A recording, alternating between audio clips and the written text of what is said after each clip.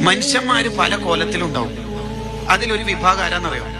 അവരുടെ ജീവിതത്തിന്റെ തുടക്കത്തിൽ കുറെ അബദ്ധങ്ങളായി ജീവിച്ചവരാ. അങ്ങനെ ഒരു ഘട്ടം എത്തിക്കഴിഞ്ഞപ്പോ പെട്ടെന്നൊരു നന്നാവല്. നാട്ടുകാരെന്നെ അവിശ്വസനീയം എന്നൊക്കെയാ പറയണത്. പെട്ടെന്നൊരു നന്നാവല്. നാട്ടിൽ വെറും ഫ്രോഡായിട്ട് നടന്നതാ. പലരെ കൊണ്ടും പറയിപ്പിച്ചു എന്ന അർത്ഥത്തിലുള്ള ജീവിതം അവരുടേത്. ഉപ്പാനുമാനല്ല അത്രയും ബുദ്ധിമുട്ടിച്ച മനുഷ്യൻ പിന്നെ ഉമ്മാനും ഉപ്പാനും വിളിച്ചിട്ട് പറയണത്, ഒന്ന് ഉപ്പിയുമ്മയും ഉംറ ചെയ്യാൻ പോതിയില്ലേ, ഞാൻ ഓക്കെ ആക്കിയിട്ടുണ്ട്, ഇപ്പൊ മൾട്ടി വിസയാണ്, GCC കൺട്രികളിൽ നിന്ന് പോകാന്നൊക്കെ പറഞ്ഞ് അവിടത്തേക്ക് വരുത്തിച്ചു, ഉംറക്ക് കൂട്ടിയിട്ട് പോന്നു. കുട്ടിയിൽ വലിയ മാറ്റം അങ്ങനെ ഉണ്ടാവും. അതാണ് ഒന്നാമത്തെ വിഭാഗം.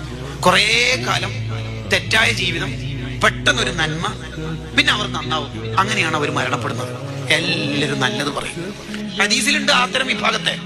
എന്താ പറയണത്? നിങ്ങളിൽ നിന്ന് ചിലർ നരകത്തിന്റെ പണി എടുത്തെടുത്തെടുത്ത് നരകവും ഇയാളും തമ്മിൽ ഒരു ചാണകലേ ഉണ്ടാവുള്ളൂ. പെട്ടെന്ന് ആ സ്വർഗത്തിന്റെ പണിയെടുക്കുന്നു, അവർ സ്വർഗത്തിലേക്ക് പാറിപ്പറക്കുന്നു, ആഖിബത്ത് നന്നായി മരിക്കുന്നു. അതാണ് ഒന്നാമത്തെ വിഭാഗം.